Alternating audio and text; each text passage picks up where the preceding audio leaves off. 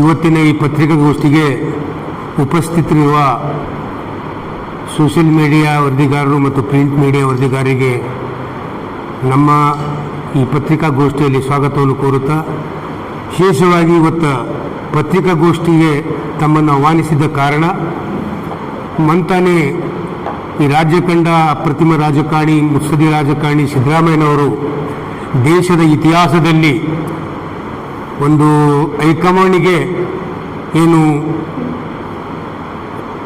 ಅವರೇನು ನುಡಿದಂತೆ ನಡೆದು ಹೈಕಮಾಂಡಿನ ಆದೇಶದಂತೆ ತನ್ನ ಮುಖ್ಯಮಂತ್ರಿ ಸ್ಥಾನಕ್ಕೆ ರಾಜೀನಾಮೆಯನ್ನು ಕೊಟ್ಟು ಇವತ್ತು ರಾಷ್ಟ್ರಾದ್ಯಂತ ಒಂದು ಮಾನವೀಯ ಮೌಲ್ಯಗಳ ರಾಜಕಾರಣದಲ್ಲಿ ಪ್ರತಿಯೊಂದು ರಾಜಕೀಯ ಪಕ್ಷದ ಮುಖಂಡರುಗಳಿಗೆ ಒಂದು ದಾರಿದೀಪ ಆಗಿ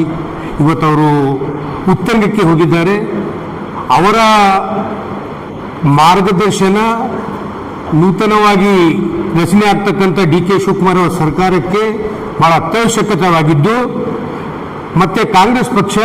ಸನ್ಮಾನ್ಯ ಶ್ರೀ ಸಿದ್ದರಾಮಯ್ಯನವ್ರನ್ನ ಅಷ್ಟೇ ಗೌರವಿತವಾಗಿ ಏನು 8 ವರ್ಷ 7 ತಿಂಗಳು ಕರ್ನಾಟಕ ರಾಜ್ಯದಲ್ಲಿ ಒಂದು ಹೆಚ್ಚಿನ ಅವಧಿಗೆ ಮುಖ್ಯಮಂತ್ರಿಯಾಗಿ ಆಡಳಿತವನ್ನು ಬಹಳ ಪರಿಶುದ್ಧ ಮತ್ತು ಪಾರದರ್ಶಕತೆ ಆಡಳಿತವನ್ನು ಕೊಟ್ಟಿರ್ತಕ್ಕಂಥ ಅಗ್ಗಳಿಕೆಗೆ ಏನು ಸಿದ್ದರಾಮಯ್ಯನವರು ಪಾತ್ರರಾಗಿದ್ದಾರೆ. ಈ ಒಂದು ಹೊಸದಾಗಿ ಅಸ್ತಿತ್ವಕ್ಕೆ ಬರ್ತಕ್ಕಂಥ ಸರ್ಕಾರಕ್ಕೆ ಮಾನ್ಯ ಮುಖ್ಯಮಂತ್ರಿಗಳ ಸಹಕಾರ, ಸಿದ್ದರಾಮಯ್ಯನವರ ಸರ್ಕಾರ ಬಹಳ ಅತ್ಯವಶ್ಯಕತೆ. ಈ ಸಂದರ್ಭದಲ್ಲಿ ಅವರ ನೆರಳಿನಲ್ಲಿ ಅವರ ವಿಚಾರಗಳನ್ನೇ ಸಮಾಜವಾದದ ತತ್ವ ಸಿದ್ಧಾಂತವನ್ನು ಮೈಗೂಡಿಸಿಕೊಂಡು ಸನ್ಮಾನ್ಯ ಶ್ರೀ ಸಿದ್ದರಾಮಯ್ಯನವರ ಜೊತೆಯಲ್ಲಿ 1983ರಿಂದ 2023ರವರೆಗೆ ಮೈಸೂರು ಜಿಲ್ಲೆಯ 16 ಎಂಬ ಗ್ರಾಮದಲ್ಲಿ ಕಡು ಬಡ ಕುಟುಂಬ, ರೈತ ಕುಟುಂಬದಲ್ಲಿ ಜನ್ಮ ತಾಳಿರ್ತಕ್ಕಂಥ ವೃತ್ತಿಯಲ್ಲಿ ಒಬ್ಬ ಡಾಕ್ಟರ್, ವಿದ್ಯಾವಂತರು, ಅನುಭವಿಗಳು ಮತ್ತು ಕರ್ನಾಟಕ ರಾಜ್ಯ ದಲಿತ ಸಂಘರ್ಷ ಸಮಿತಿಯ ಹೋರಾಟದ ಹಿನ್ನೆಲೆಯಿಂದ ಬಂದಿರತಕ್ಕಂಥವರು. ವಿಶೇಷವಾಗಿ ಈ ತುಳಿತಕ್ಕೊಳಗಾಗಿರ್ತಕ್ಕಂಥ ಸಮುದಾಯ, ಶೋಷಿತರ ಪರವಾಗಿ ಒಬ್ಬ ಸ್ವಾಭಿಮಾನಿ ಆಗಿ ಸಮುದಾಯದ ಪರ ಕಾಳಜಿ ಇರ್ತಕ್ಕಂಥ ಇಡೀ ಕರ್ನಾಟಕ ರಾಜ್ಯದಲ್ಲಿ ದಲಿತ ರಾಜಕಾರಣಿಗಳಲ್ಲಿ ನಾನು ಕಂಡಂತೆ ಹಿಂದೆ ಬಿ ಬಸಲಿಂಗಪ್ಪನವರು, ಬಿ ರಾಚಯ್ಯನವರು ಈ ದೇಶದ ಇತಿಹಾಸದಲ್ಲಿಯೇ ಶೋಷಿತರ ಪರವಾಗಿ ಅಂದಿನ ಕಾಲಘಟ್ಟದಲ್ಲಿರ್ತಕ್ಕಂಥ ಅಸ್ಪೃಶ್ಯತೆ ಇರ್ಬೋದು, ಮಲವತ್ತುವ ಪದ್ಧತಿ ಇರ್ಬೋದು, ಇಂಥ ಜಟಲವಾದಂಥ ಸಮಾಜಕ್ಕೆ ಮಾರಕವಾದಂಥ ಏನು ವ್ಯವಸ್ಥೆಗಳ ವಿರುದ್ಧ ಸಿಡಿಲೆದ್ದು ಸರ್ಕಾರದಲ್ಲಿದ್ದು ಇಂಥ ಕಾರ್ಯಕ್ರಮವನ್ನೆಲ್ಲ ರದ್ದು ಮಾಡಿರ್ತಕ್ಕಂಥ ಆ ಕಾಲಘಟ್ಟದ ನಾಯಕರುಗಳ ಅನುಯಾಯಿ, ಅವರ ವಿಚಾರಗಳನ್ನು ಮೈಗೂಡಿಸಿಕೊಂಡಿರ್ತಕ್ಕಂಥ ಡಾಕ್ಟರ್ SC ಮಹದೇವಪ್ಪರವನ್ನು ಒಂದು ಪಕ್ಷ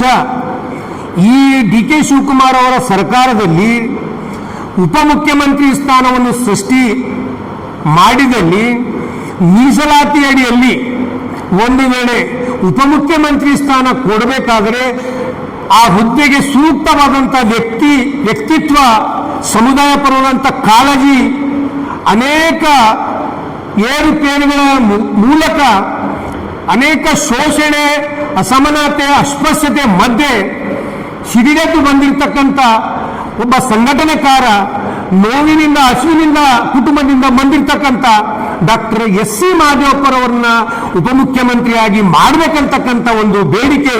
ನಾವು ಬೀದರ್ ಜಿಲ್ಲೆಯಿಂದ, ಅದರಲ್ಲಿ ವಿಶೇಷವಾಗಿ ಹುಮನಾಬಾದ್ ತಾಲೂಕು ವತಿಯಿಂದ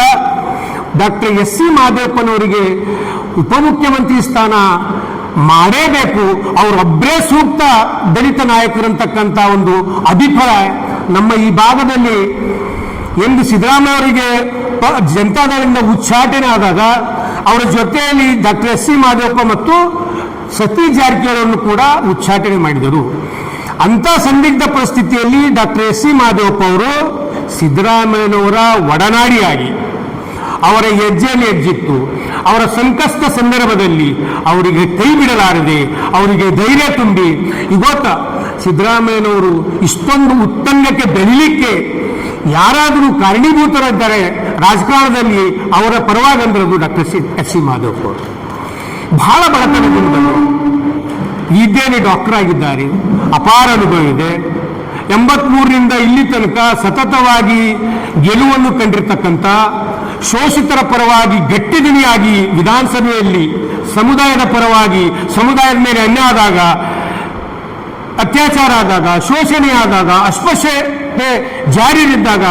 ಬಹಳ ಗಟ್ಟಿದಿನಿಯಿಂದ ಅದನ್ನು ನಿವಾರಣೆ ಮಾಡ್ತಕ್ಕಂಥ ಒಂದು ಅರ್ಹತೆ, ಒಂದು ಅನುಭವ, ಒಂದು ಚಾಣಕ್ಷತನ ಯಾರಾದರೂ ಈ ಕರ್ನಾಟಕ ರಾಜ್ಯದಲ್ಲಿ ದಲಿತ ರಾಜಕಾರಣಿಗಳಲ್ಲಿ ಅಪ್ಪಟ ಅಂಬೇಡ್ಕರ್ ವಿಚಾರಗಳು ಮತ್ತು ಸಂವಿಧಾನದ ಆಸೆ ಭರವಸೆಗಳು ನಂತೆ ಆಡಳಿತವನ್ನು, ಚಾರಿತ್ರಿಕವಾದಂಥ ಆಡಳಿತ ಸರ್ಕಾರದಲ್ಲಿ ಯಾವುದೇ ಇಲಾಖೆ ಕೊಳ್ಳಿ, 94ರಲ್ಲಿ ನಮ್ಮ ಆರೋಗ್ಯ ಇಲಾಖೆ ಸಚಿವರಾಗಿ, ಮತ್ತೆ 2004ರಲ್ಲಿ ಗ್ರಾಮೀಣಾಭಿವೃದ್ಧಿ ಇಲಾಖೆ ಸಚಿವರಾಗಿ, ಮತ್ತೆ 2013ರಲ್ಲಿ ಲೋಕೋಪಯೋಗಿ ಇಲಾಖೆ ಸಚಿವರಾಗಿ, ಇವತ್ತು 2023ರಲ್ಲಿ ಸಮಾಜ ಕಲ್ಯಾಣದ ಸಚಿವರಾಗಿ ಅನೇಕ ಇಲಾಖೆ ಅನುಭವಗಳು ಡಾಕ್ಟರ್ ಎಸ್ ಸಿ ಮಾಧವಪುರಲ್ಲಿದೆ. ಅದಕ್ಕಾಗಿ ವಿಶೇಷವಾಗಿ ನಮ್ಮ ಪ್ರಸ್ತುತ ಮುಖ್ಯಮಂತ್ರಿ, ಹಂಗಾಮಿ ಮುಖ್ಯಮಂತ್ರಿ ಆಗಿರ್ತಕ್ಕಂಥವರು, ಒಬ್ಬ ಅಹಿಂದ ಸಮುದಾಯದ ಪ್ರಮುಖ ನಾಯಕ, ಶೋಷಿತರ ಧ್ವನಿ, ಅಂಬೇಡ್ಕರ್ವಾದಿ, ಸಮಾಜವಾದಿ ಚಿಂತಕ ಸಿದ್ದರಾಮಯ್ಯನವರ ಹತ್ರ ನನ್ನ ವಿಶೇಷ ಮನವಿ ಇದೆ. ಯಾವುದೇ ಕಾರಣಕ್ಕೂ ದಲಿತರನ್ನ ಉಪಮುಖ್ಯಮಂತ್ರಿ ಮಾಡೋದಾದರೆ ಎಷ್ಟು ಮಂದಿ ದಲಿತರಿದ್ದಾರೋ ಶಾಸಕರು, ಅವರೆಲ್ಲರ ಮಧ್ಯೆ ಶೋಷಿತರ ಪರವಾದಂಥ ಕಾಳಜಿ ಇರ್ತಕ್ಕಂಥ ಏಕೈಕ ರಾಜಕಾರಣಿ, ಏಕೈಕ ರಾಜಕೀಯ ಮುತ್ಸದಿ ಅದು ಡಾಕ್ಟರ್ ಎಸ್ ಸಿ ಮಾಧವಪುರ ಇದ್ದಾರೆ. ನಾನು ಈ ಪತ್ರಿಕಾಗೋಷ್ಠಿ ಮೂಲಕ ಮಾನ್ಯ ಸಿದ್ದರಾಮಯ್ಯನವರಲ್ಲಿ, ಎಐಸಿಸಿ ಅಧ್ಯಕ್ಷರಾಗಿರ್ತಕ್ಕಂಥ ಡಾಕ್ಟರ್ ಮಲ್ಲಿಕಾರ್ಜುನ್ ಖರ್ಗೆ ಅವರಲ್ಲಿ, ಯುವ ನೇತಾರರು, ಲೋಕಸಭೆಯ ವಿರೋಧ ಪಕ್ಷದ ನಾಯಕರಾಗಿರ್ತಕ್ಕಂಥ ರಾಹುಲ್ ಗಾಂಧಿ ಅವರಲ್ಲಿ, ಶ್ರೀಮತಿ ಸೋನಿಯಾ ಗಾಂಧಿ ಅವರಲ್ಲಿ ನನ್ನ ಒಂದು ವಿನಂತಿ ಇದೆ. ನಾನೊಬ್ಬ ಕಾಂಗ್ರೆಸ್ ಕಾರ್ಯಕರ್ತನಾಗಿ ನಮ್ಮೆಲ್ಲ ಅಹಿಂದರ ಸಮುದಾಯದ ಪರವಾಗಿ ನಾವು ಮನವಿ ಮಾಡ್ಕೋತೀವಿ, ದಯಮಾಡಿ ಆಡಳಿತ ಸುಸೂತ್ರವಾಗಿ, ವ್ಯವಸ್ಥಿತವಾಗಿ, ಸಂವಿಧಾನಬದ್ಧವಾಗಿ ನಡಿಬೇಕಾದರೆ ಡಾಕ್ಟರ್ ಎಸ್ ಸಿ ಮಾಧವಪುರವನ್ನು ಉಪಮುಖ್ಯಮಂತ್ರಿಯಾಗಿ ಮಾಡಬೇಕಂತ ಆಗ್ರಹ ನಾವು ಈ ಪತ್ರಿಕಾಗೋಷ್ಠಿಯಲ್ಲಿ ನಾವು ಮುಖಾಂತರ ಮಾಡ್ತಾ ಇದ್ದೇವೆ. ಎರಡನೇದಾಗಿ ಲಿಂಗಾಯತ್ ಕೋಟದಲ್ಲಿ ಒಂದು ಪಕ್ಷ ಉಪಮುಖ್ಯಮಂತ್ರಿ ಕೊಡೋದಾದರೆ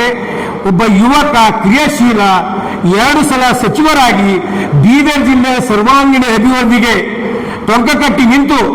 ಕಾಂಗ್ರೆಸ್ ಪಕ್ಷದ ಕಾರ್ಯಕರ್ತರಿಗೆ ಆಕ್ಸಿಜನ್ ಆಗಿ, ಕಾಂಗ್ರೆಸ್ ಪಕ್ಷದ ಕಾರ್ಯಕರ್ತರಿಗೆ ಆಪದ್ಬಂಧವನಾಗಿ, ಕಾಲಕ್ಕೆ ತಕ್ಕಂತೆ ಕಾರ್ಯಕರ್ತರ ಜೊತೆಯಲ್ಲಿದ್ದು ಕೆಲಸ ಮಾಡಿಕೊಂಡು ಹಿಂದೆ ಪೌರಾಡಳಿತ ಸಚಿವರಾಗಿದ್ದು ಒಳ್ಳೆಯ ಹೆಸರು ಮಾಡಿಕೊಂಡಿರ್ತಕ್ಕಂಥವ್ರು, ಮತ್ತೆ ಈ ಸರ್ಕಾರದಲ್ಲಿ ಅರಣ್ಯ ಸಚಿವರಾಗಿ ಇಡೀ ಪಾರದರ್ಶಕತೆ ಆಡಳಿತವನ್ನು ಕೊಟ್ಟಿರ್ತಕ್ಕಂಥ ಯುವಕರ ನಾಯಕರು, ಕಣ್ಮಣಿಗಳಾಗಿರ್ತಕ್ಕಂಥ ಸನ್ಮಾನ್ಯ ಶ್ರೀ ಈಶ್ವರ್ ಖಂಡ್ರೆ ಅವರನ್ನ ಲಿಂಗಾಯತ್ ಕೋಟದಲ್ಲಿ ಒಂದು ವೇಳೆ ಮಾಡಬೇಕಾದ್ರೆ ಈಶ್ವರ್ ಖಂಡ್ರೆ ಅವರನ್ನು ಮಾಡಿ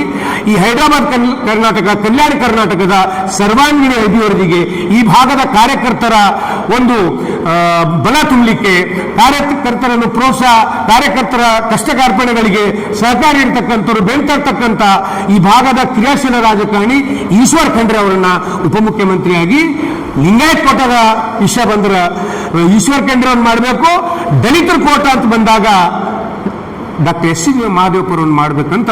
ನಾವೆಲ್ಲರೂ ಈ ಭಾಗದಿಂದ, ಒಕ್ಕೂರದಿಂದ ಮನವಿ ಮಾಡ್ಕೋತಾ ಇದ್ದೀವಿ. ನಮ್ಮ ಕಾರ್ಯಕರ್ತರ ಒಂದು ಮನವಿಗೆ ಎಐಸಿಸಿ ಇರ್ಬೋದು, ಸಿದ್ದರಾಮಯ್ಯ ಇರ್ಬೋದು, ಸೋನಿಯಾ ಗಾಂಧಿ ಇರ್ಬೋದು, ರಾಹುಲ್ ಗಾಂಧಿ ಇರ್ಬೋದು, ದಯವಿಟ್ಟು ಯಾವುದೇ ಪಕ್ಷ ಕಾರ್ಯಕರ್ತರು ಒಂದು ಪಕ್ಷಕ್ಕೆ ಪಿಲ್ಲರ್ ಆಗಿರ್ತಾರೆ. ಕಾರ್ಯಕರ್ತರ ಅನಿಸಿಕೆಗಳನ್ನು ಸಂಗ್ರಹಿಸಿ ಯಾರು ಡಿ ಕೆ ಶಿವಕುಮಾರ್ ಅವರ ಸಚಿವ ಸಂಪುಟದಲ್ಲಿ ಅನುಭವಸ್ಥರನ್ನ ಇಟ್ಕೊಳ್ಬೇಕು. ಅದರಲ್ಲಿ ವಿಶೇಷವಾಗಿ